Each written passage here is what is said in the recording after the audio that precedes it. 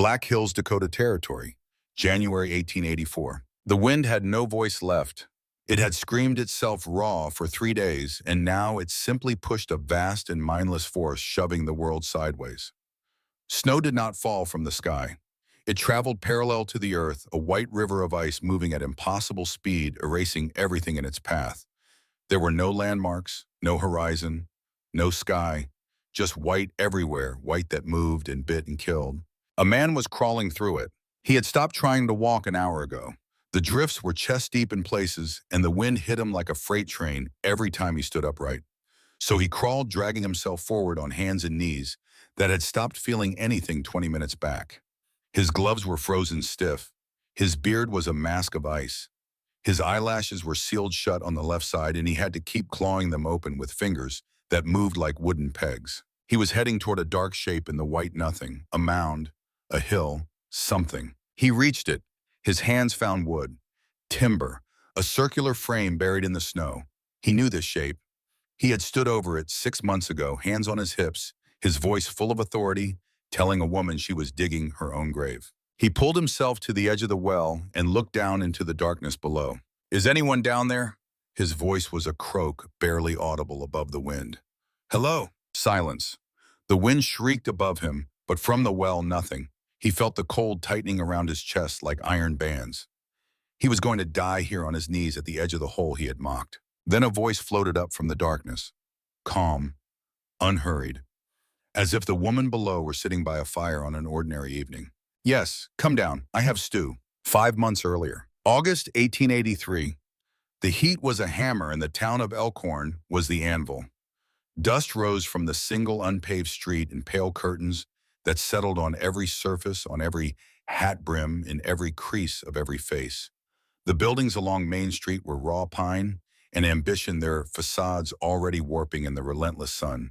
A general store, a saloon with a crooked sign, a livery stable where the horses stood motionless, conserving energy, their tails flicking at flies with the mechanical patience of creatures that had long since given up on comfort.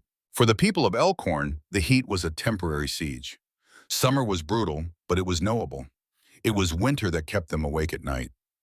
Winter in the Black Hills was not a season, it was a reckoning, and it was coming. Abigail Hollowell walked down the center of the street toward Purcell's general store. She walked the way she always walked now, with her eyes straight ahead and her steps deliberate, as if she were following a line that only she could see. She was 30 years old, but grief had drawn her face taut, pulling the skin close to the bone, giving her the look of someone older. Her hair was the color of dark wheat pulled back in a practical knot. Her eyes were gray, the gray of deep water on an overcast day, and they held a stillness that people mistook for coldness. She was a widow. The word followed her like a shadow with weight. She had not chosen it. She could not put it down. It sat on her shoulders every morning when she woke in the half-finished shack that Silas had built, and it pressed down harder every evening when the sun went down and the silence of the empty land closed in around her. Silas Hollowell had been a well-digger. More than that, he had been the last son in a long line of Danish men who had spent their lives underground working the coal seams and stone quarries of the old country.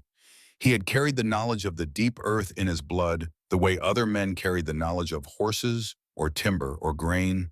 He had come to this raw territory with a prospector's certainty not for gold, but for water. Water, he told Abigail during the long wagon journey west, was the real treasure of any dry land. The man who found it would build a fortune. The man who controlled it would build a town. He had bought a small plot just east of Elhorn, a scrabble of rock and thin grass that no other settler wanted. He had surveyed the ground for weeks, pressing his ear to the earth, studying the lay of the stone, reading signs that were invisible to everyone else. And then he had begun to dig. The well was a masterpiece of craft.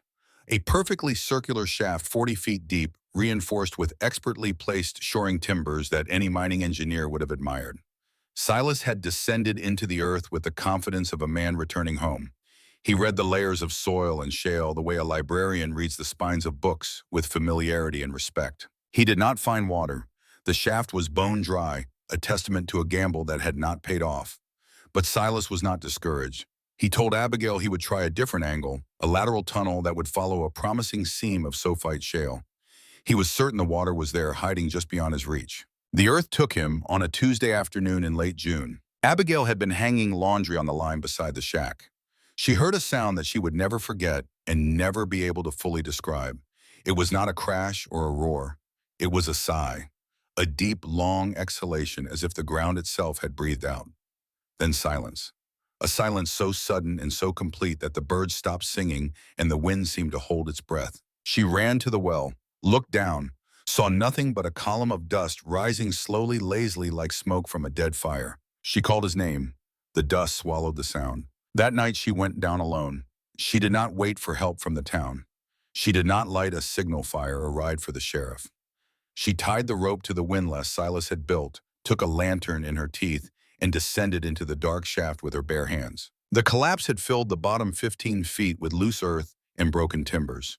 She dug with her fingers, her nails breaking against the stones, her hands slippery with blood she could not see.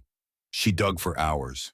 The lantern burned low and she kept digging by feel, by the knowledge of where his body had to be, by the desperate geometry of love. She found him near dawn. He was lying on his side, one arm extended, as if reaching for something.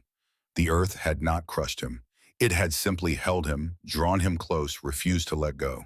His face was peaceful. His eyes were closed.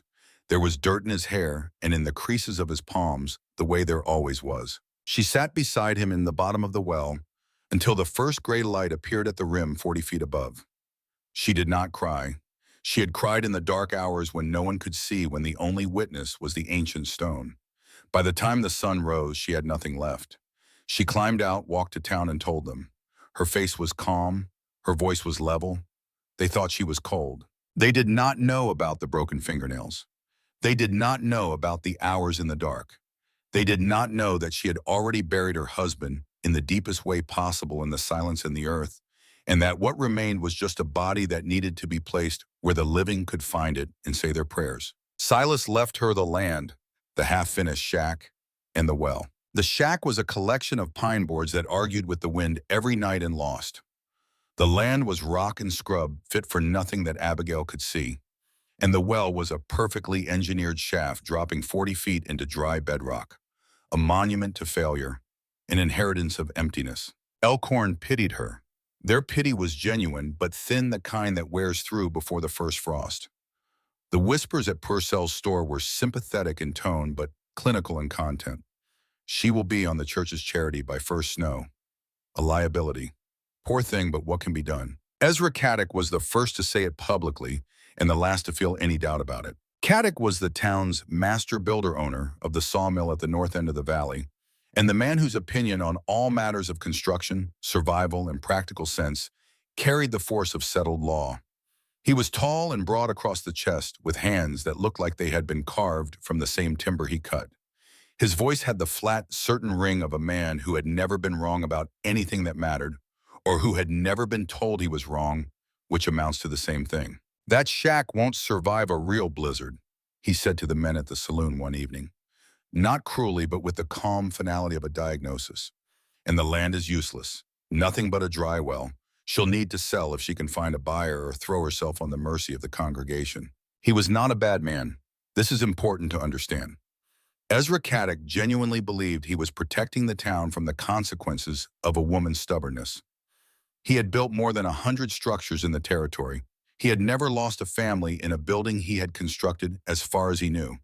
He saw himself as a guardian, a man standing between his community and the lethal indifference of the frontier winter. Abigail Hollowell, in his professional assessment, was a structure that would not stand. What he could not see, what he lacked the capacity to imagine, was that Abigail Hollowell was not a structure at all. She was a foundation. Ruth, Ezra's wife, said nothing during these conversations. She was a quiet woman in her early 30s, handsome rather than pretty, with steady hands and observant eyes. She had learned early in her marriage that Ezra needed to arrive at his own conclusions. Pushing him toward a different view only made him grip his original position harder, the way a man grips a rope when he feels it slipping. Ruth's strength was patience. She watched. She waited. And when the moment came, she placed a single sentence where it would do the most work, and then she stepped back. She watched Abigail Hollowell walk through town with her straight spine and her silent eyes, and she recognized something that the men of Elhorn could not see. She recognized will. Old Amos Bridger recognized it too, though he would not have used that word. Amos was 65 years old and had been in the territory longer than Elkhorn had a name. His face was the color and texture of a saddle that had been left in the weather for a decade. He spoke rarely and never at length, and the town had long since learned that his silences meant more than most men's speeches. He was sitting in the corner of Purcell's store the day Abigail came in to buy flour and salt. He watched the transaction with the still attentiveness of a man watching weather. He watched Abigail count her coins carefully, watched her place them on the counter with precision, watched Purcell take the money without meeting her eyes. A woman behind Abigail whispered to her companion loud enough to be heard, "She'll be dead before the snow melts." Amos shifted the wad of tobacco in his cheek, stood up from his barrel, and crossed the store to the counter. He did not look at the whispering women. He looked at Purcell. "She paid cash, Purcell. Last I checked, money spends the same whether a widow earns it or a banker does." Then he picked up his own purchases and walked out.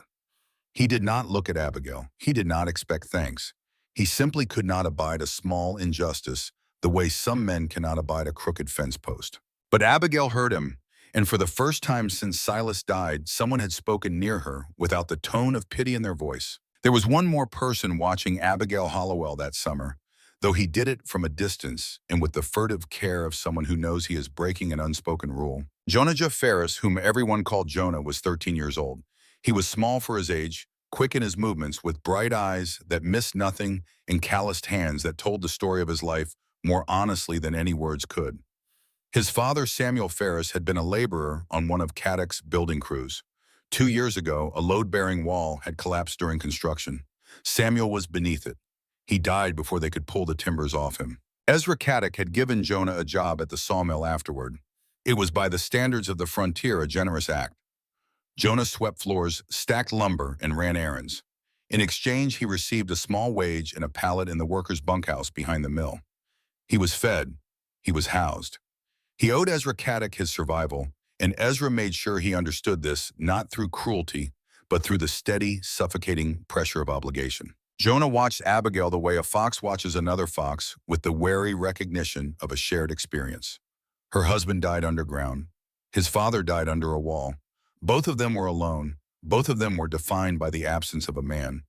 But where Jonah had accepted his place in the order of things, had folded himself into the small space Ezra Caddock had allocated for him, Abigail had not. She walked through town without apology. She did not fold. And Jonah, who had never seen anyone refuse to fold, could not stop watching her. On a sweltering afternoon in late August, Abigail walked to the edge of the well. The heat pressed down on the land like a hand on a chest. The air shimmered above the rocks, and the scrub grass had given up its last pretense of green and gone to the color of old bone. The shack behind her creaked in the occasional gust, a sound like arthritic fingers popping. She stood at the rim and looked down. The well was a perfect circle of darkness.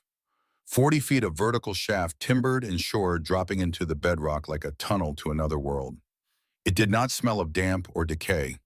It smelled of cool stone and ancient dust, a mineral scent that was clean and old and strangely calming. In the evenings in their small shack, Silas had not told her stories of kings or heroes.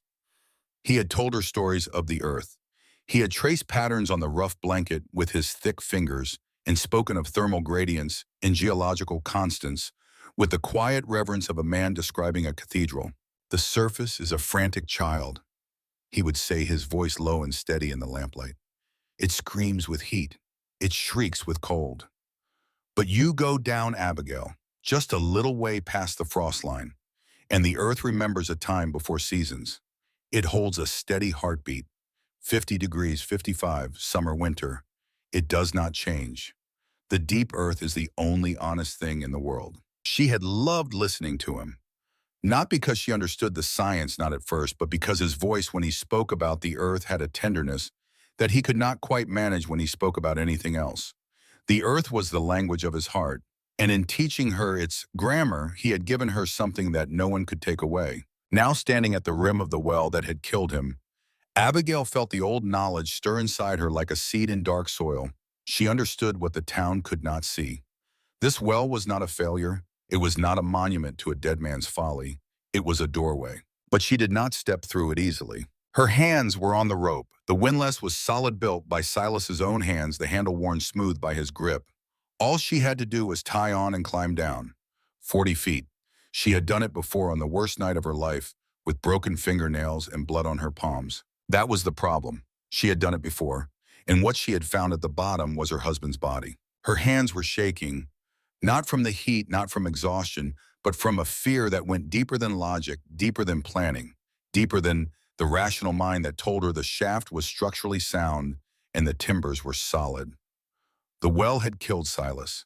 The earth had taken him. And now she was going to climb into its mouth and trust it with her life. She stood there for a long time. The sun beat on her neck. A hawk circled overhead, riding a thermal patient and indifferent. Then she tied the rope, lit the lantern, and went down. The heat vanished 10 feet below the rim, as if she had passed through an invisible curtain. At 20 feet, the air was cool and still, and the sounds of the surface world, the wind, the insects, the creak of the shack faded to nothing. At the bottom 40 feet down, the temperature was that of a root cellar in late autumn.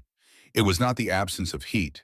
It was a presence of its own, a deep living coolness that surrounded her like water. She held the lantern high. The walls were solid, compacted earth layered with bands of shale gray and blue and faintly sparkling in the lamplight. Silas's shoring timbers were perfectly placed, each one bearing its load with the quiet competence of good craftsmanship. He had not found water, but he had built the perfect entrance to something else. She placed her palm flat against the wall. Cool, not cold. The cool of a living thing, a body at rest. She pressed her ear to the stone, closed her eyes, and listened. She heard nothing but the faint beat of her own heart, steady and slow, echoing back to her from the rock as if the earth itself had a pulse. She was not in a hole. She was in a sanctuary. When she climbed out, blinking against the brutal afternoon sun, her hands had stopped shaking. That night, for the first time since Silas's death, she slept without dreaming. The next morning, she picked up a shovel. The town noticed, of course. There is no privacy on the frontier. Within a week, every soul in Elhorn knew that the Hollowell widow was hauling buckets of dirt out of her dead husband's dry well. The pile of excavated earth beside the shaft grew steadily, a mound of gray shale and brown soil that had no apparent purpose. The children named it first the way children always name the things that adults are too polite to label. The widow's folly. The name passed from child to parent, from porch to saloon, from the general store to the church steps. It was spoken with a sad shake of the head, a knowing glance, a sigh. Grief does strange things, they said. The poor woman is digging her own grave. Jonah Ferris was the only young person in Elhorn who did not use the name. Every afternoon after his shift at the sawmill, he walked to the ridge east of town and watched Abigail work. He watched the way she drove the shovel, the way she examined each bucket of earth, before hauling it up, the way she tapped the walls of the shaft with her knuckles and tilted her head to listen. He recognized the pattern. His father had done the same thing on construction sites, tapping beams to check for soundness, reading the wood by feel and by ear. She was not digging wildly. She was not mad. She was working the way his father had worked, with method and purpose, and a knowledge that lived in the hands. He said nothing about this to anyone. Ezra would not have understood, and the other boys would have laughed. One afternoon at Purcell's store, Abigail came in to buy rope and candles. Purcell, who had taken his cue from Caddick, refused to extend credit. "Cash, Mrs. Hollowell. I can't be sure you'll be around to settle up." Abigail placed her coins on the counter without a word. Amos Bridger, standing nearby, watched the transaction and turned to Purcell. "She's paying cash, and you're giving her a sermon, Purcell. I'd say she's a better customer than half the men in this town who owe you for last year's tobacco." Purcell reddened and said nothing more. That evening, Ruth Caddick walked to Abigail's shack in the failing light. She left a coil of rope and 2 candles on the step without a note, without a knock. She was gone before Abigail could have opened the door. But in the morning, when Abigail found the gifts, she recognized the smell of pine sawdust on the rope. It came from the Caddick mill. She knew who had left it, and she understood what it meant, and she said nothing to anyone. The aspens in the hills turned yellow at the end of September, a brilliant, feverish gold that was both beautiful and ominous.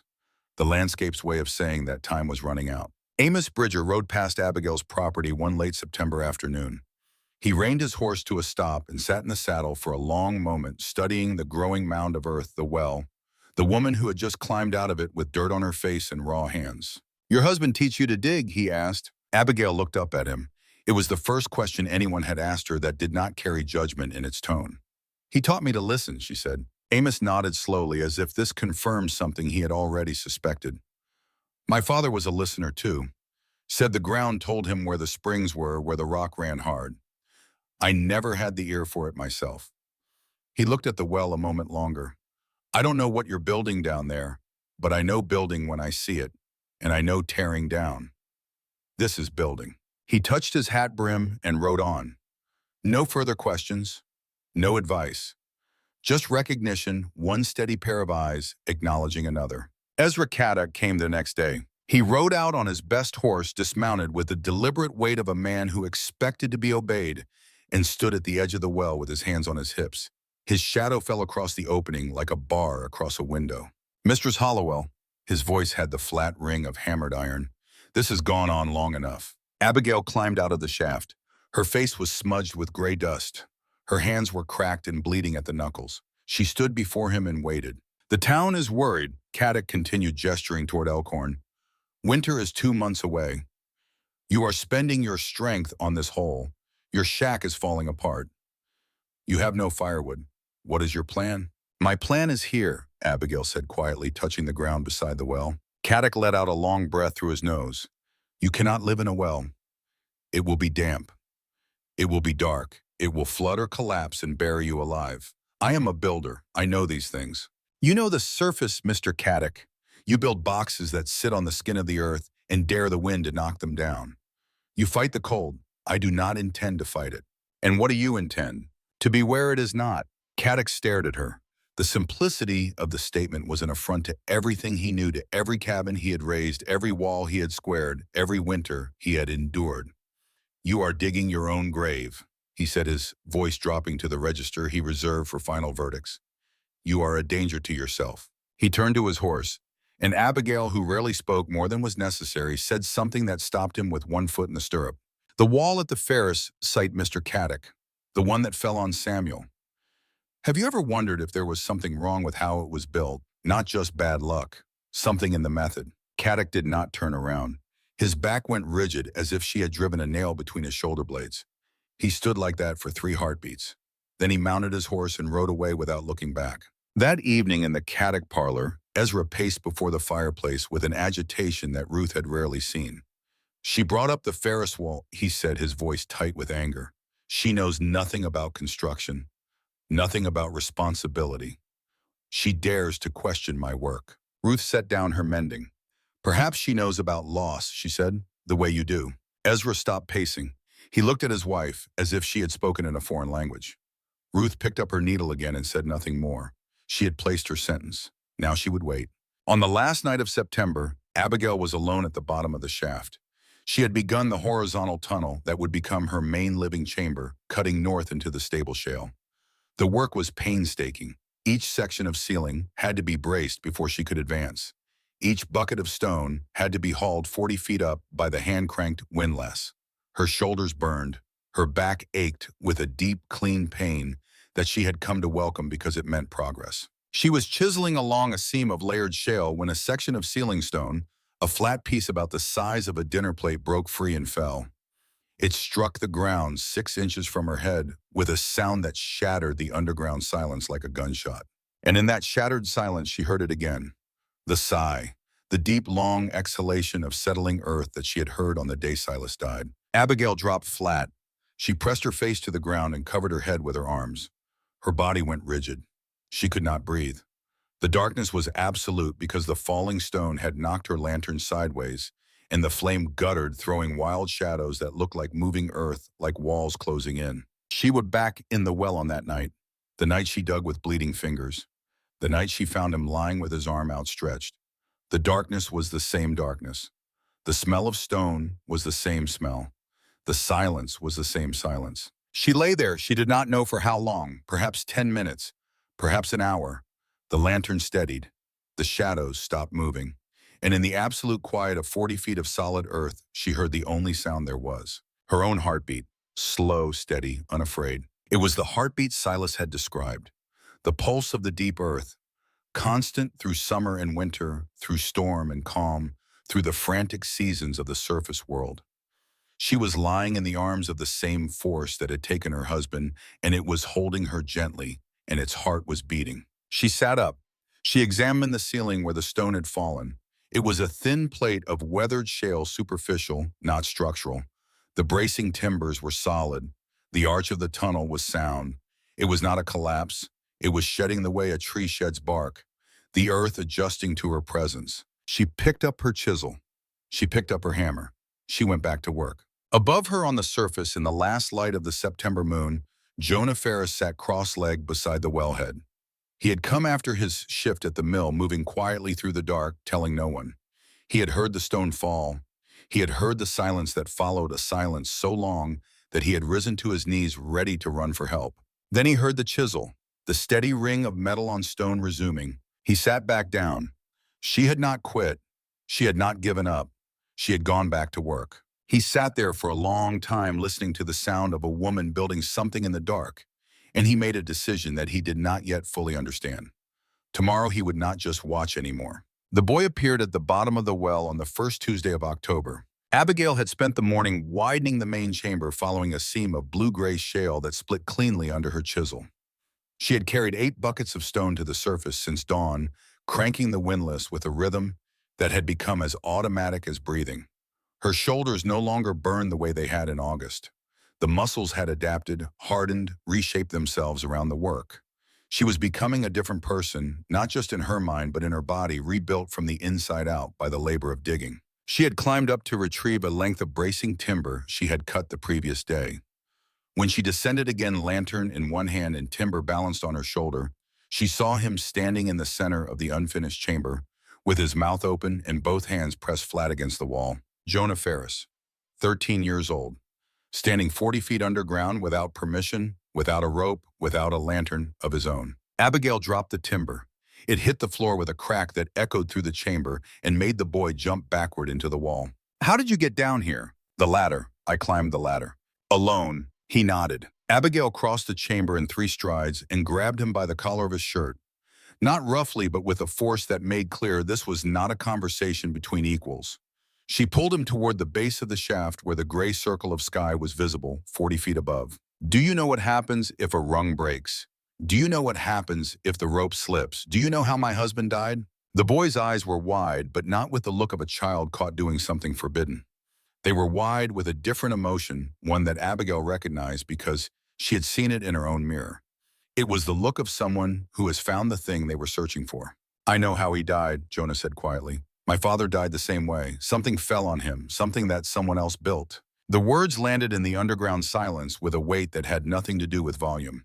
Abigail released his collar. She looked at the boy, really looked at him for the first time, and saw the calluses on his palms, the sawdust in his hair from the mill, the way he stood with his weight slightly forward, ready to move, ready to work, ready to be useful, because usefulness was the only currency he had. She saw herself, 18 years younger, 100 pounds lighter, but the same creature. Someone defined by the absence of a man who had been taken by the things men build. "If you come down here," she said, and the words surprised her because she had not planned to say them. "You do it right, never alone. Always check the rope and every rung before you step on it, and you tell no one." Jonah nodded. He did not smile. He understood that this was not a gift, it was a contract. He came every afternoon after his shift at the mill. He arrived at the wellhead just as the light began to soften when the shadows of the hills stretched east across the grassland. He checked the rope the way Abigail showed him, running it through his hands, inch by inch, feeling for frays.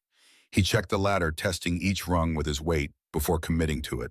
Then he descended. Abigail did not lecture him. She did not explain the science of what she was doing. She taught the way Silas had taught her, through the hands. She would press Jonah's palm against the wall of the chamber and say, "Feel that." Then she would send him up the ladder and have him press his palm against the sun-baked ground beside the well. "Feel the difference." She let the earth do the teaching. Jonah learned fast. He had his father's hands, sensitive and sure, and he had something else that Abigail recognized as rare. He could be quiet. He could stand in the dark at the bottom of a 40-foot shaft and not need to fill the silence with talk. He could listen to the stone. Within a week, he was hauling buckets. Within 2, he was helping Abigail brace the ceiling of the sleeping alcove, holding timbers in place while she hammered the supports. He was small enough to fit into spaces Abigail could not reach, and he moved through the narrow tunnels with the natural ease of a creature born to underground work. They did not speak about Ezra. They did not speak about their dead. They spoke about the stone, the grain of the shale, the placement of the timbers. The rest was understood. By the middle of October, the main living chamber was complete. Abigail stood in the center of the room and turned slowly, her lantern held high. The space was roughly 12 feet by 16, with a ceiling high enough for her to stand with her arms raised. The walls were smooth shale blue and gray and faintly luminous in the lamplight. A sleeping nook branched off the north side, just large enough for her cot and a small wooden chest. On the south side, a pantry alcove where she would store potatoes, carrots, salt pork, and dried beans. The floors were packed, earth swept clean, and ready for the rugs she would lay down. It was not a cave. It was a home waiting to be furnished. But Abigail knew that shelter without airflow is a tomb. Silas had told her this on one of their last evenings together, speaking of the coal mines of Denmark, of the men who died not from collapse, but from suffocation, from the slow, invisible theft of breathable air. A home must breathe, he said. It must have lungs. This was the task that would define everything. The part that no one on the surface could comprehend. The part that separated a grave from a dwelling. A quarter-mile from her property, a small rocky hillock rose about 30 feet above the surrounding terrain. It was unremarkable, a bump on the landscape that no one had ever looked at twice. Abigail had looked at it 100 times. She had paced the distance between the hillock and her well. She had measured the elevation difference by eye the way Silas had taught her, using the angle of the sun and the length of shadows. She spent a week on the hillock digging a second shaft. This one was narrow, only 2 feet across a chimney of a hole that she lined with carefully fitted stones. It was brutal work, solitary and repetitive, and from the surface it looked like nothing at all. A small stone-lined pit on an empty hill. Anyone passing by would have assumed she was digging a fence post hole. Then came the hardest labor of her life. From the back wall of her main chamber, she began to tunnel toward the hillock. Not wide, just wide enough to crawl through, pushing a small wooden cart of dirt ahead of her. She worked by candlelight in a space so tight that her shoulders brushed both walls. The air was stale and warm with her own breath. She navigated by compass and by the inherited sense of direction that Silas had drilled into her during their years together, the ability to hold a straight line underground without visual reference, using only the feel of the stone and the count of her own movements. 40 feet of tunnel. Each foot was an hour of work. Each hour was a battle against the claustrophobic dark, against the weight of the earth above, against the voice in the back of her mind that whispered the same word over and over. Collapse. On the sixth day, 25 feet into the tunnel, the passage narrowed. A band of harder stone compressed the shale from both sides, squeezing the tunnel down to a width that Abigail could barely fit through. She lay on her stomach, her face inches from the rock, her chisel in one hand, her candle in the other, and she could not move forward. She could not swing the chisel. The walls pressed against her ribs, and she felt the earth tighten around her the way it had tightened around Silas. The candle flame shrank to a blue point. The air was running thin. She was trapped not by a collapse, but by geometry, by the stone's refusal to yield. She lay there and felt the panic rise in her chest like floodwater, filling her lungs, pressing against her throat. She thought of climbing out. She thought of telling Jonah she had failed. She thought of the faces in town, the knowing nods, the sad confirmation of what they had always believed. She thought of Ezra saying, "I told you so," and the thought made her angry, and the anger cleared her head. Silas's voice came to her then, not from memory, but from somewhere deeper. From the place where the things we have been taught by people who loved us live on after those people are gone. When you are stuck, do not push forward. Push sideways. The earth always has a soft place. You just have to find it. She twisted her chisel to the right and tapped the wall. Solid. She tapped again, lower. A different sound. Softer. She began to chip at the softer band, working at an angle, widening the passage not ahead of her, but to the side, creating a pocket just large enough to draw her elbow back and swing. It took 4 hours. She broke 2 candles and cracked the handle of her chisel. But the passage opened inch by grudging inch, and she crawled through the narrow throat of stone and into a wider section of shale beyond it. On the 9th day, at the end of 40 feet of tunnel, her chisel broke through into the bottom of the chimney shaft on the hillock. A column of air flowed into the tunnel, cool and fresh and sweet, a gentle, persistent current that moved across her face like a hand. She lay on her stomach in the narrow passage and breathed, and the air tasted like the first morning of autumn, clean and full and alive. She had created a lung for her home. The system was simple and it was beautiful. The main entrance, the well shaft, sat at a lower elevation than the ventilation chimney on the hillock. Warm air inside the dwelling, heated by body warmth, by a lantern, and eventually by a small stove, would naturally rise. This lighter, warmer air would travel through the connecting tunnel and exit through the higher chimney. As it left, it would pull fresh outside air down the main well shaft, creating a gentle, self-sustaining current, a convective loop, a breathing system that required no mechanical parts, no bellows, no fan, just the difference in elevation and the basic physics of warm air rising. Her home would have a constant supply of fresh air without a single draft. It would breathe the way a living thing breathes, quietly and without effort. She installed the cast iron stove in the main chamber. The stovepipe did not exit through a hole in a ceiling the way every chimney in Elhorn did. Instead, it connected to a long, stone-lined trench that she had dug beneath the floor of the main chamber. This trench ran the full length of the connecting tunnel, 40 feet of buried channel, before venting into the base of the chimney shaft. The principle was old. Older than America, older than Denmark, old as the first human beings who learned to live in cold places. Hot smoke and combustion gases from the stove would travel through this underground flue. As the smoke moved through 40 feet of stone-lined channel, it would surrender its heat to the surrounding stone and packed earth. By the time the smoke exited the chimney, it would be cool, nearly cold. All of its thermal energy would have been absorbed by the floor of her home. The floor itself would become a radiant heater, warm to the touch for hours after a single small fire. She would need a fraction of the firewood that her neighbors burned. A single cooking fire would warm her living space for most of a day. The earth around her dwelling, that immense mass of stone and soil, would act as a thermal battery, absorbing summer warmth over months and releasing it slowly through the winter. The ground temperature at 40 feet would remain stable regardless of the conditions above. She was not building a shelter. She was building a system, a machine for living designed not to fight the elements, but to step aside and let them pass. This was the knowledge that Ezra Caddick, with his sawmills and his blueprints, could never possess. This was the inheritance Silas had left her, worth more than water, more than land, more than gold. Ezra Caddick discovered Jonah's visits in early November. A neighbor had seen the boy heading east after his shift at the mill day after day and mentioned it to Caddick at the saloon. Ezra said nothing in public, but the next morning, he called Jonah into the small office at the back of the sawmill and closed the door. The office smelled of pine resin and iron. Ezra sat behind his desk, which was covered with plans and invoices, the administrative machinery of a man who built things for a living. Jonah stood before the desk with his hat in his hands. "You've been going to the Hollowell property," Ezra said. It was not a question. "Yes, sir. I feed you. I house you. I gave you work when no one else would have. When your father died, I took responsibility for you. Do you understand what that means?" "Yes, sir." "It means you owe me your loyalty. Not half your loyalty. All of it." Ezra leaned forward. "If you go back to that hole, you are done here. No work, no bunk, no pay. I will not harbor someone who spends his evenings helping a mad woman bury herself alive. Do you understand me?" Jonah understood perfectly.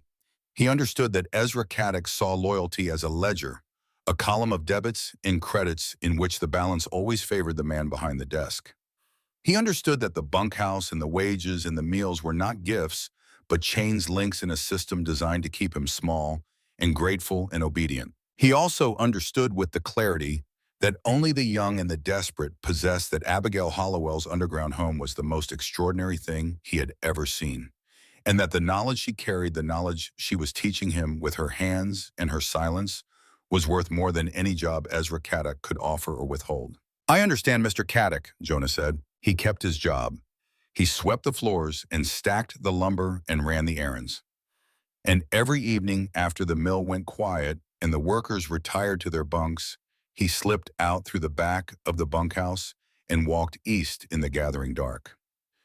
He carried with him scraps of wood offcuts and broken boards that Ezra would have burned in the waste pile. Abigail used them for fuel. It was theft, technically. Small theft, barely measurable.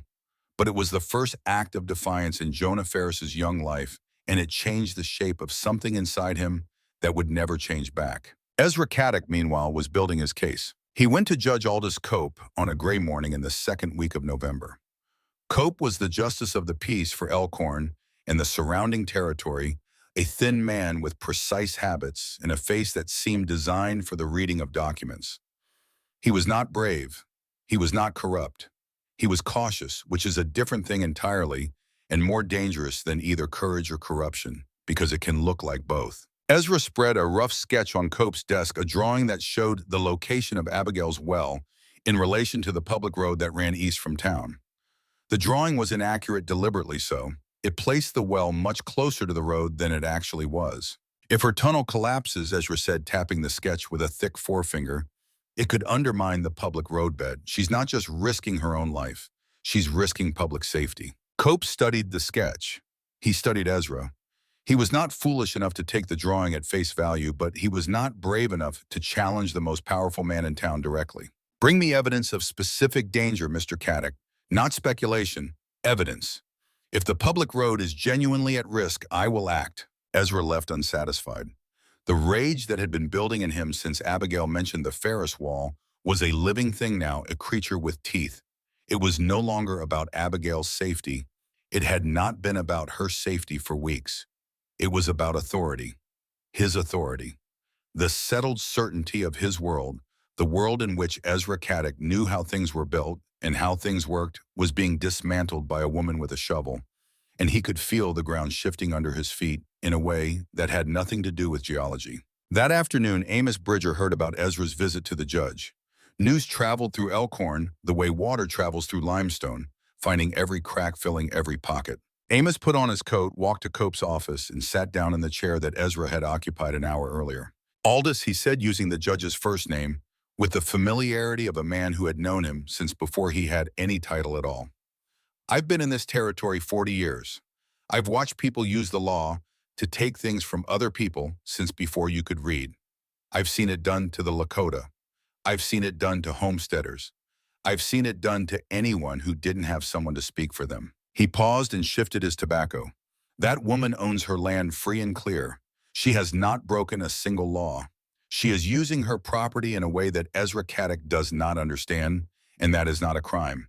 If you sign an order removing her from her own land because a builder doesn't approve of her methods, you will be doing the same thing I've watched powerful men do to powerless people for 40 years, and you will have to live with it.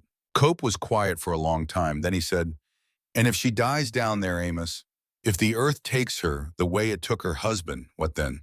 Then that is her choice made on her own land with her own hands.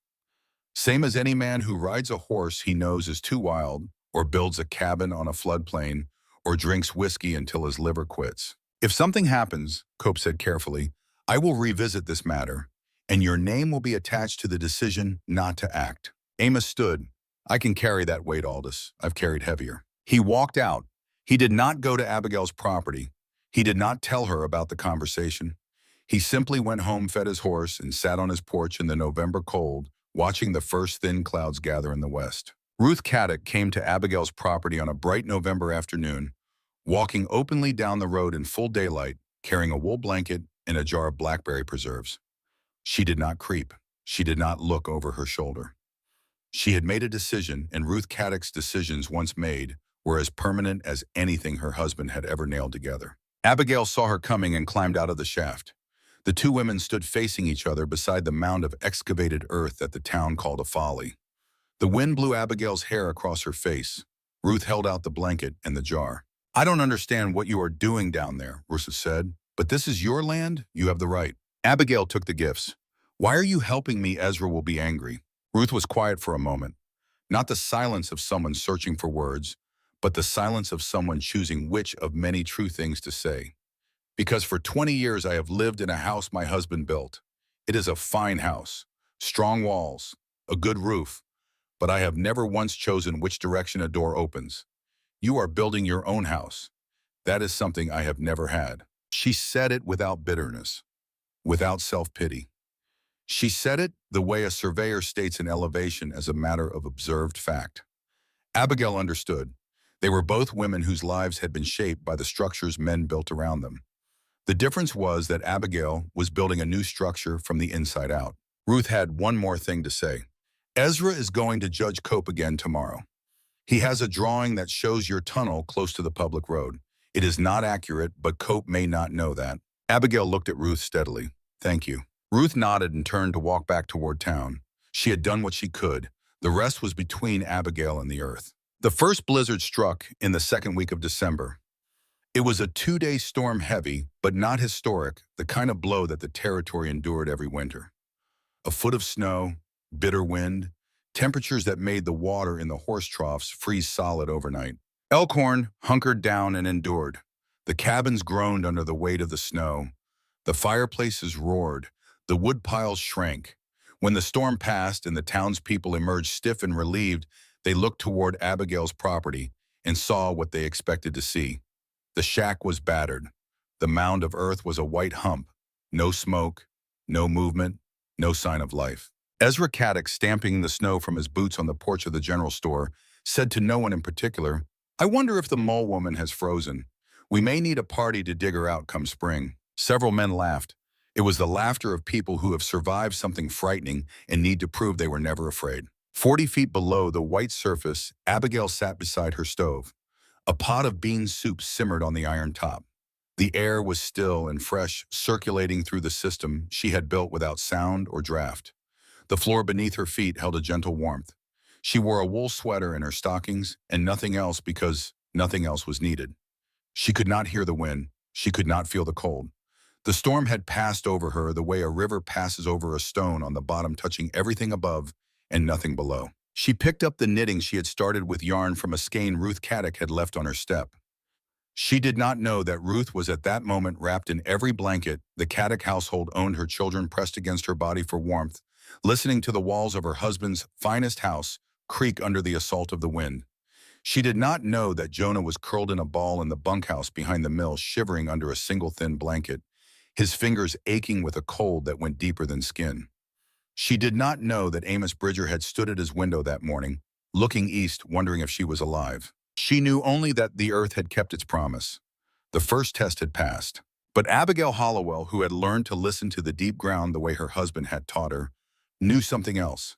She could feel it in her bones, in the quality of the silence, in the particular way the air moved through her ventilation shaft. The December storm was not the real test.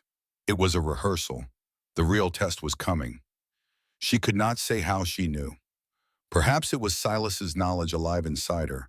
Perhaps it was the earth itself whispering through 40 feet of stone. Something was gathering in the west. Something that had not visited this territory in living memory. Something that would make the December blizzard look like a spring rain. She added a log to the stove. She stirred the soup. She continued knitting, and she waited. On the 3rd of January, 1884, the sky over the Black Hills was a brilliant, perfect blue. The air was cold but still, and the sun threw long golden light across the snow-covered landscape. It was the kind of morning that tricks people into believing the worst is over. At 11 o'clock, the western horizon changed color. A wall of gray, dense and uniform, and impossibly tall, appeared where the blue had been.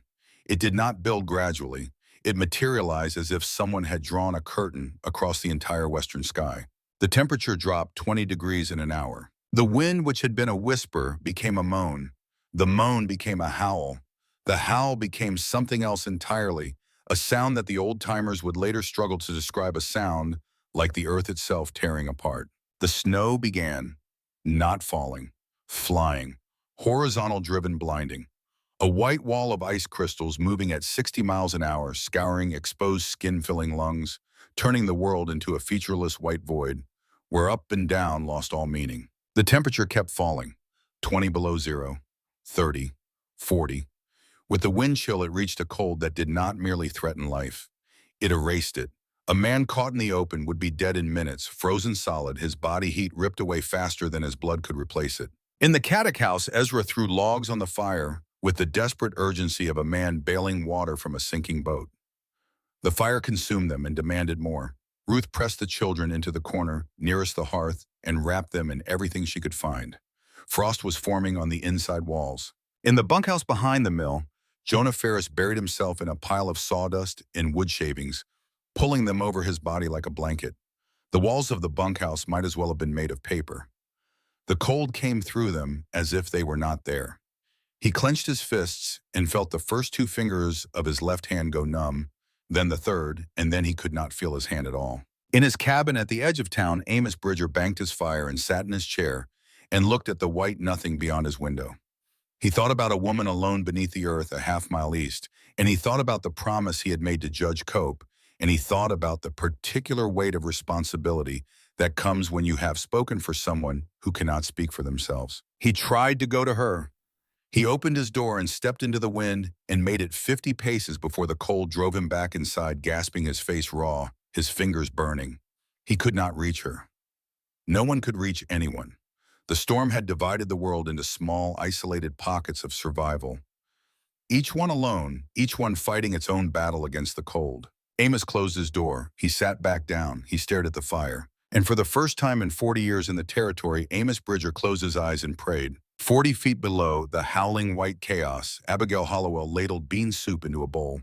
She ate slowly, sitting on her cot in the sleeping alcove, her feet bare on the warm stone floor. The lantern cast a steady amber glow across the curved walls of her chamber. The stove ticked quietly as the metal expanded with heat. The air was fresh and still and warm. She could not hear the storm. She could not feel it. It was an abstraction, a fact about the surface world that had no bearing on her existence. The 10 yards of solid earth above her head were the most perfect insulation imaginable, a shield so massive and so stable that the fury above might as well have been happening on the moon. She finished her soup. She washed the bowl. She picked up her knitting, the scarf she was making from Ruth's yarn, and worked the needles with the unhurried rhythm of a woman who had nowhere else to be and nothing to fear. She did not know that the town above her was fighting for its life. She did not know that families were huddled in single rooms burning furniture for warmth because the woodpiles were gone. She did not know that Jonah's fingers were turning black, or that Amos was on his knees, or that Ezra was staring at his children's blue lips and feeling for the first time in his life the absolute helplessness of a strong man whose strength means nothing. She knew only the silence and the warmth and the steady breathing of the earth around her. 3 days, 3 nights. The storm raged without pause, without mercy, without any sign that it would ever end. And then on the morning of the 4th day, the wind stopped. The silence woke him. Ezra had not truly slept in 3 days. He had existed in a state between consciousness and collapse, feeding the fire in shifts with Ruth, listening to the wind assault the walls of his house with a violence that made the timbers groan like living things in pain. His children had stopped crying on the 2nd night, not because they were calm, but because they had run out of the energy required for fear. They lay in a heap of blankets near the hearth, their faces gray, their lips cracked, their small bodies conserving heat with the instinctive efficiency of animals in hibernation. When the wind stopped, the silence was so sudden and so absolute that Ezra sat upright on the floor where he had been dozing and grabbed for the rifle beside him because his exhausted mind interpreted the absence of sound as a new kind of threat. Ruth was already awake, standing at the window, scraping frost from the interior of the glass with her thumbnail. "Ezra," she said, "it's over." He joined her at the window. The frost came away in thin curls under his fingers, and behind it the glass was still opaque, coated on the outside with a layer of compacted snow. He could see nothing, but he could feel the difference. The house was no longer shaking. The air was no longer moving through the walls. The temperature inside was still brutal, but it was a static cold now, motionless, waiting. He opened the front door and had to kick through a drift that reached his chest. Beyond it, the world had been erased and redrawn. Every familiar landmark was gone. The street, the fences, the low walls of the livestock pens, all buried under a rolling white terrain that bore no resemblance to the town he had built. The sky above was a pale, exhausted blue, scrubbed clean by 3 days of wind.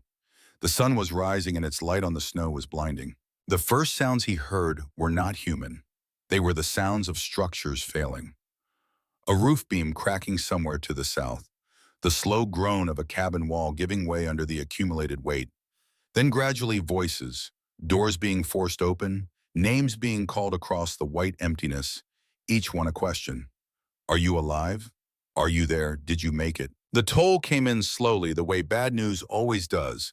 One piece at a time, each piece worse than the last. 2 cabins on the western edge of town were found with their doors open and their hearths cold.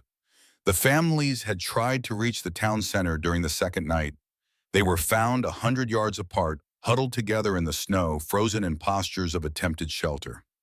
A man and his wife, their 2 children, a neighbor who had gone looking for them, 5 dead. Dozens of cattle and horses stood in the fields like statues, their legs locked, their bodies rigid, killed so quickly by the cold that they had not even fallen.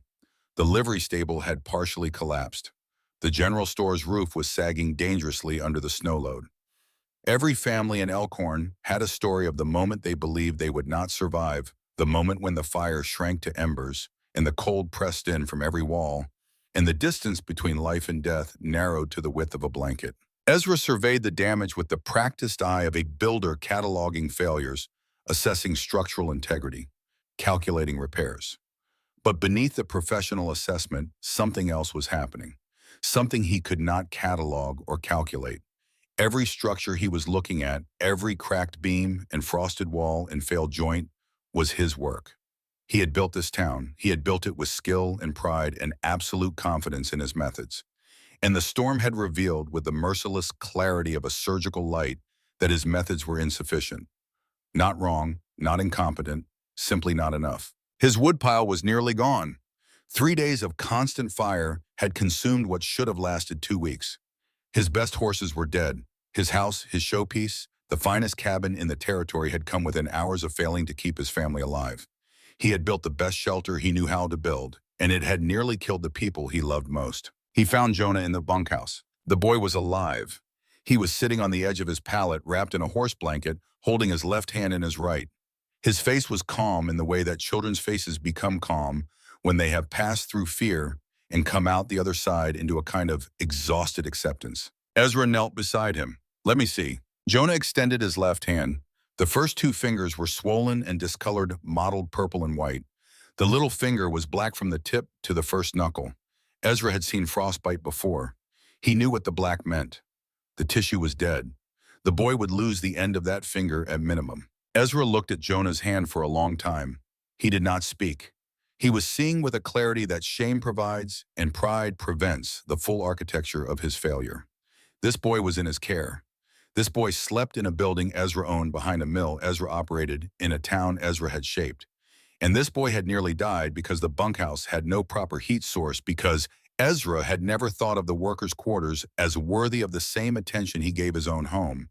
Because in Ezra Caddick's carefully constructed world, some buildings mattered more than others, and some people lived in the buildings that mattered less. He placed his hand on Jonah's shoulder. Heavy. The weight of it was not comfort. It was confession. "You should have been somewhere better," Ezra said. "That's on me." Jonah stared at him. In 13 years, no adult had ever taken responsibility for anything that had happened to him. His father's death had been called an accident. His poverty had been called circumstance. His place in the bunkhouse had been called generosity. No one had ever looked at his situation and said the simple, devastating words, "That is my fault." Ezra stood. He took Jonah's good arm and led him out of the bunkhouse across the snow-covered yard and into the Caddick house. Ruth met them at the door. She saw the boy, saw his hands, saw the look on her husband's face, and without a word she brought blankets and hot water and the jar of salve she kept for burns. This was the first time Jonah Ferris had been inside the Caddick home.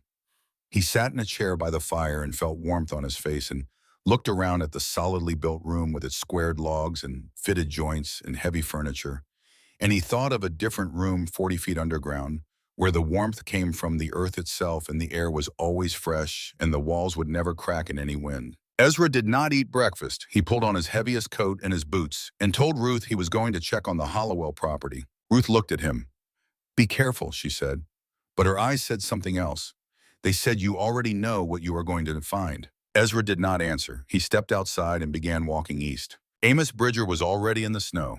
He had left his cabin at first light before most of the town was awake, moving through the drifts with the slow, deliberate pace of a man who knows that haste in deep snow is a good way to sweat, and sweat in cold air is a good way to die.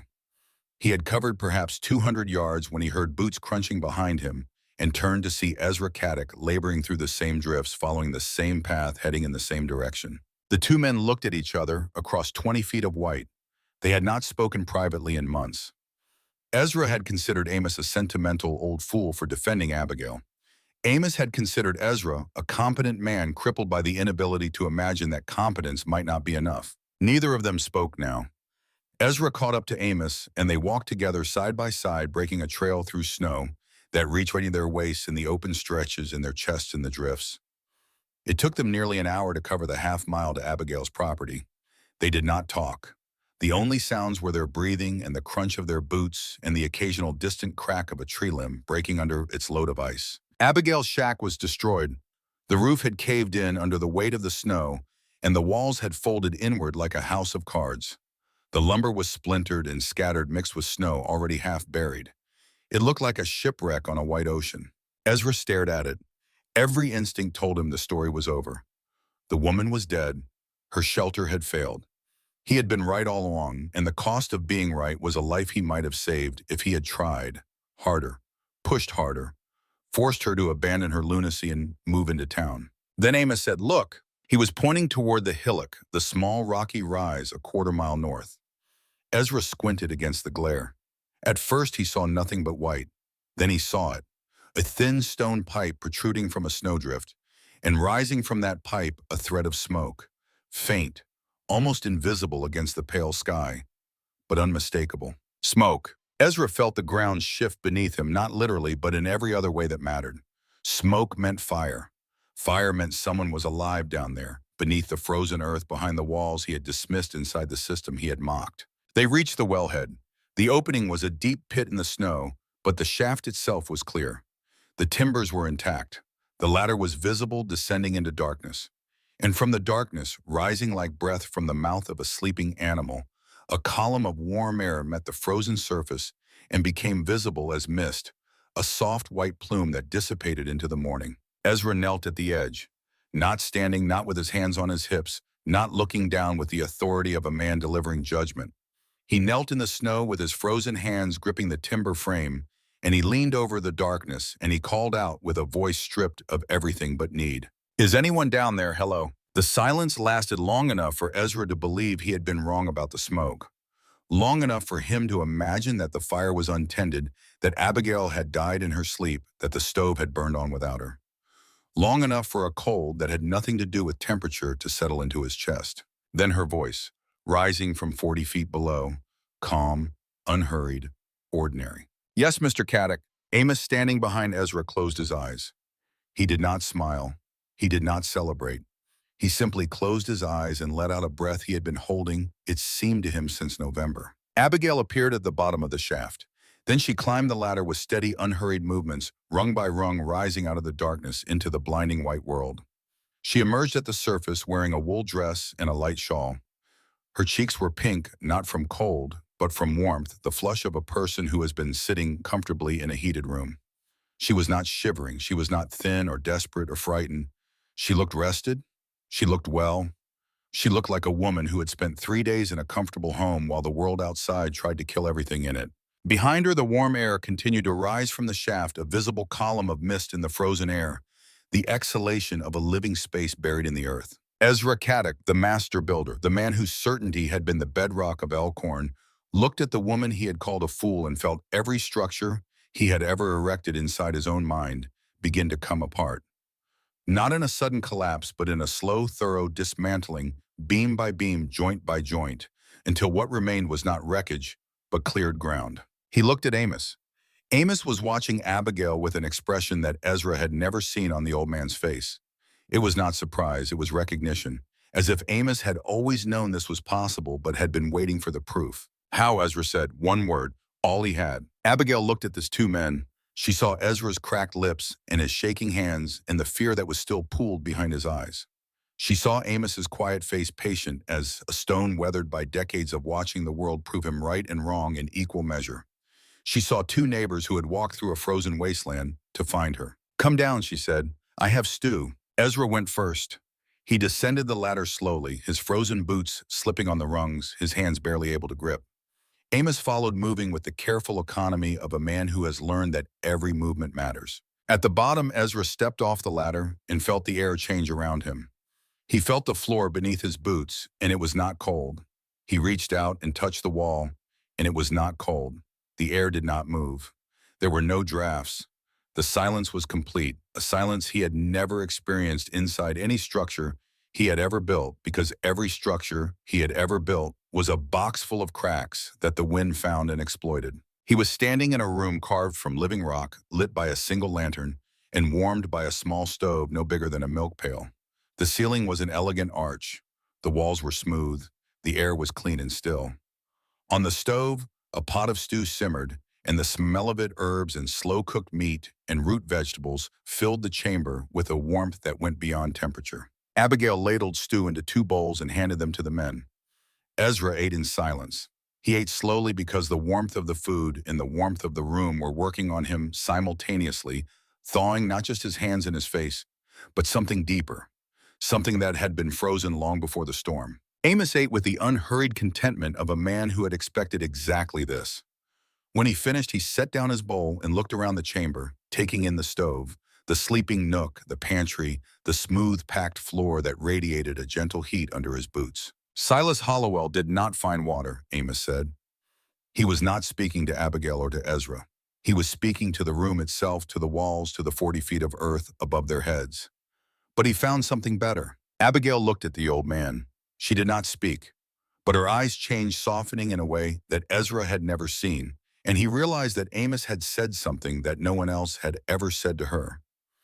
He had given Silas credit, not Abigail, Silas, the dead husband, whose knowledge had made all of this possible but who was not alive to see it. Ezra set down his own bowl.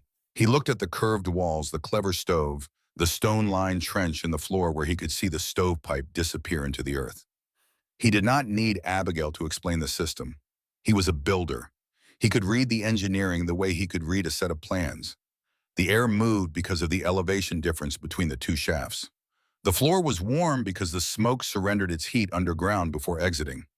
The temperature was stable because of the immense mass of earth surrounding the chamber. He understood all of it in a single comprehensive moment of recognition, the way a musician hears an entire symphony in the first 4 bars. And what he understood in that same moment was that understanding the mechanics was not the point. The point was that he had looked at this well, at this land, at this woman, and he had seen failure. He had seen a void, a negative space defined by what it lacked. He had seen no walls, no roof, no windows, no chimney. He had cataloged the absences and concluded that nothing was here. Everything was here. I was wrong, Ezra said. The words came out rough, as if they had been stored somewhere unused for a very long time. Not about the construction, about what construction means. I have spent my life building walls between people and the cold. You have spent 6 months removing the wall entirely. You did not build a barrier. You stepped behind one that was already there. He paused. His jaw worked. The Ferris wall. You asked me about it. The truth is I have thought about it every day since it fell. I told myself it was the materials. Bad lumber. A weak foundation. But the truth is I never checked the soil beneath it. I never listened to the ground. I built on top of it the way I have always built on top of it, and a man died because I did not think the earth had anything to teach me. Abigail said nothing for a long time. Then she said, Silas did not think the earth had anything to teach him either. Not at first. He learned to listen. It took him years. You can learn faster, Mr. Caddick. You already know how to build. You just need to learn where. Ezra looked at her. Then teach me. She did. Without pride, without triumph, without any trace of the vindication she was entitled to feel.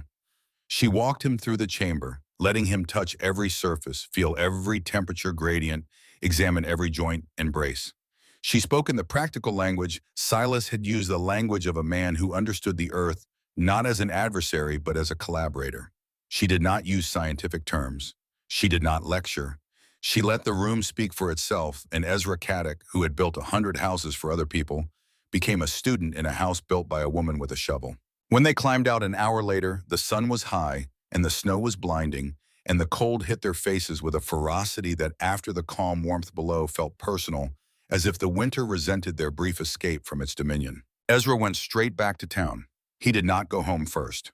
He went to the bunkhouse and found Jonah sitting where he had left him, his bandaged hand cradled in his lap. Ezra knelt in front of the boy. The second time today he had knelt, a posture that 12 hours ago would have been unimaginable. I went to her place, Ezra said. I went down the well. Jonah's eyes widened. She is alive. She is warm. She is the safest person in this territory. Ezra looked at the boy's damaged hand. You knew. You were down there. You saw what she was building. Jonah nodded. Why didn't you tell me? You would not have listened, Mr. Caddick. Ezra absorbed this. It was the same thing Ruth had said in different words from a different mouth, and hearing it from a 13-year-old boy with a ruined finger was worse than hearing it from his wife, because his wife had chosen to be patient with him, and this boy had simply been afraid. You are right, Ezra said. I would not have listened. I am listening now. That evening, Ezra sat with Ruth by the fire. The children were asleep. The house was still cold, but the crisis had passed, and the fire was burning with the steady, modest flame of a household that knows it must conserve. She was warm, Ruth. Truly warm. The floor was warm under my feet. The air was clean. It was the safest place I have ever stood in, and she built it with a shovel and the things her husband taught her. Ruth was quiet for a moment. Then she said, I have been leaving her things since September. Rope, candles, the blanket, the yarn. Ezra turned to look at his wife. She met his gaze without apology. I know, she said before he could speak. You didn't want me involved. You thought she was dangerous. But I watched her, Ezra. I watched her walk through this town with her back straight and her mouth shut, and I knew she was not building a grave. I knew she was building a home. Why didn't you tell me? Ruth reached out and took his hand. Because you needed to go down and stand in it yourself. Some truths cannot be carried by other people's words. You had to feel the floor under your own feet. Ezra closed his fingers around hers. He held on the way a man holds a rope in a current, not gently but with the grip of someone who understands that the thing he is holding is the only thing keeping him upright. I'm going to change how I build, he said. Everything, from the ground up. I know, Ruth said. Word spread through Elhorn the way the cold had spread swiftly and into every corner. Ezra Caddick, the pillar of the community, the master builder, the man who had called Abigail Hollowell a mole woman and her well a folly, had gone down the shaft and come back up converted. He told everyone who would listen. He brought them to the well one by one, two by two, and he watched their faces as they descended and returned. Each one emerged with the same expression. Stunned recognition. The particular look of a person who has just discovered that something they believed with absolute certainty was absolutely wrong. They felt the warmth. They breathed the air. They stood in the quiet and understood. Judge Cope went last. He went alone without Ezra, without Amos, carrying a small notebook and a pencil because he was at his core a man who trusted documentation. He climbed down the ladder with the swift caution of a man who had never done physical labor and was suspicious of it. He stood in Abigail's chamber for 10 minutes writing nothing. Then he climbed back up and found Amos waiting for him at the wellhead. I nearly signed an order to remove her from this land, Cope said. His voice was flat, almost clinical, but his hands were not steady. I nearly took this away from her. But you didn't, Amos said, because you stopped me. No, Aldous, because the law stopped you. I just reminded you it was there. Cope put his notebook in his pocket. He had not written a single word. Some things he was beginning to understand could not be captured in documentation. The name changed first. What had been the widow's folly became Abigail's method. The words moved through Elhorn like a change in the weather, altering the temperature of every conversation. People who had shaken their heads now nodded. People who had whispered pity now spoke respect. The transformation was not instantaneous, it never is, but it was complete. Abigail shared her knowledge without reservation. She held no grudges. She did not remind anyone of what they had said, or how they had laughed, or how close Ezra had come to taking her land. She understood that their scorn had not been malice. It had been blindness, and now they could see. That spring when the snow melted, and the ground thawed, and the building season returned, no one in Elhorn raised a log cabin. They dug.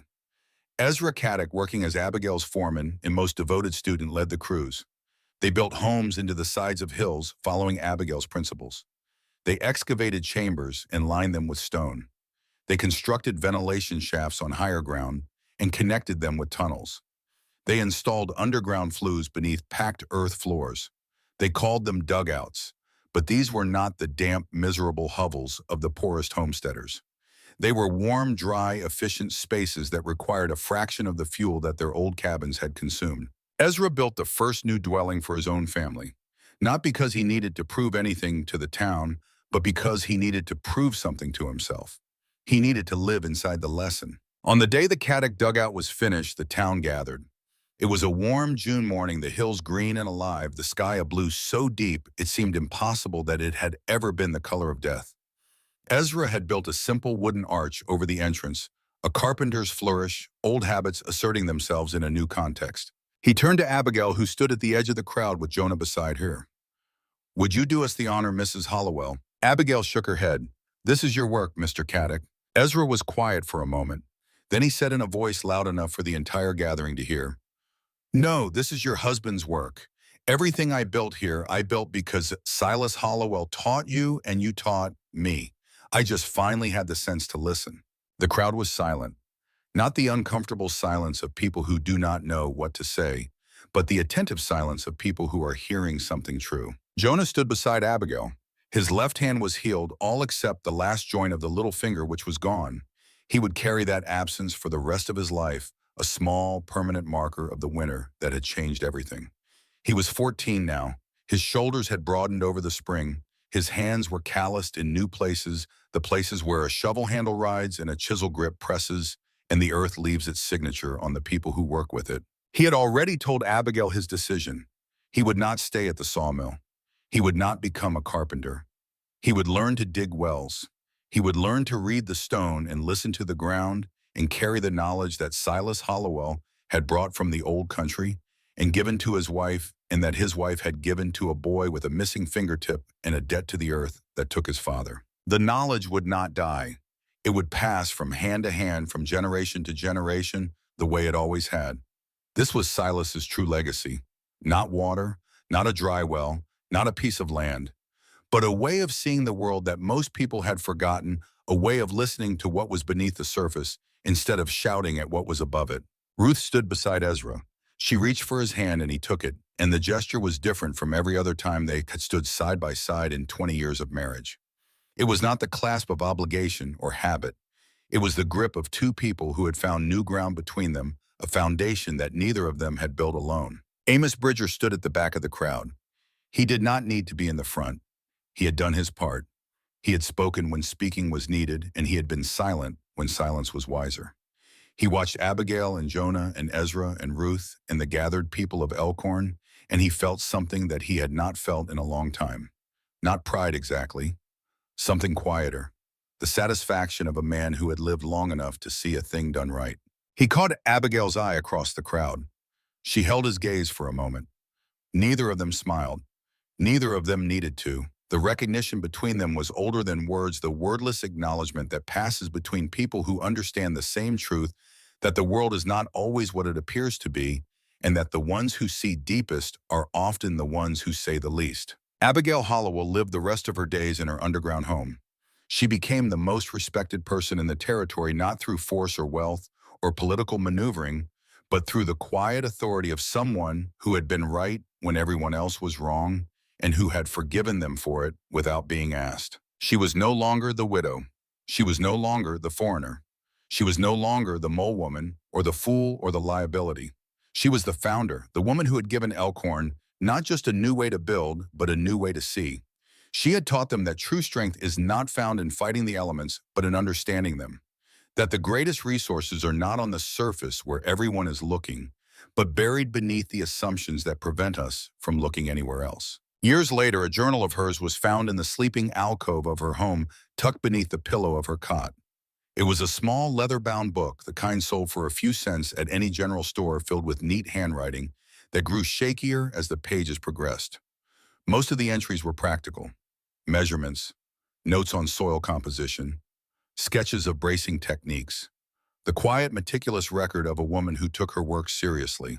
On the last page, in the careful script of her younger years, she had written a single thought: "The surface shouts, but the deep earth whispers. A wise soul learns to listen to the whisper." Below it, in a trembling hand that was clearly written many years later, a final line: "Silas did not find water, but he found something better. He found the way home for me." Many years after that, a traveler passed through the Black Hills and came upon the town of Elhorn. He reined his horse to a stop on the ridge above the valley and stared. The town below was unlike any settlement he had ever seen. There were almost no buildings above ground. Instead, the hillsides were dotted with stone chimneys rising from the grass, thin wisps of smoke curling into the afternoon air. Wooden arched doorways were set into the slopes at regular intervals, each one leading underground. Gardens grew on the rooftops of homes whose inhabitants walked on the earth above their own ceilings. Children played on hills that were beneath their feet, living rooms and kitchens in warm, quiet chambers carved from stone. The traveler rode down into the valley and found a young man working at a forge near the main road. He was broad-shouldered and quick-handed with bright eyes and a left hand that was missing the tip of its smallest finger. "Why does your town look like this?" the traveler asked. "I have never seen anything like it." The young man set down his hammer and wiped his hands on his apron.